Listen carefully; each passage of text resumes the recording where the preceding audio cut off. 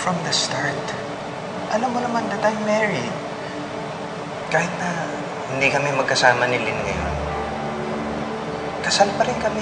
You've done enough damage to me and my family. Na nakikiusap ako sa'yo. Layuan mo na ako. Hindi kita mahal. Tanggapin mo na yun. Hindi ako papayag na mapaalis sa eskwelahan na to ang mga anak ko. Napatunayan ko sa discipline committee na si Red at si Blue Jasmine ang nangunang naglabas ng video nung linggo ng Wika celebration. Mr. Jesse Katakutan, may dala po kaming warrant of arrest para sa inyo. Inaaresto ho namin kayo sa kasong kidnapping. Sinaktan mo ko, Christian. Paulit-ulit.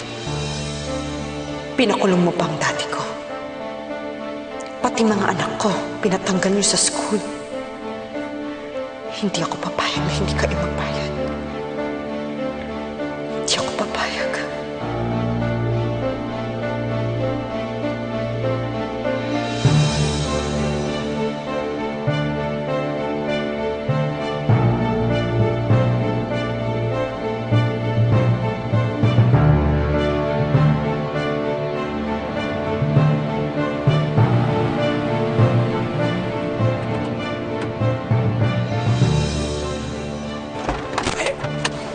Yes.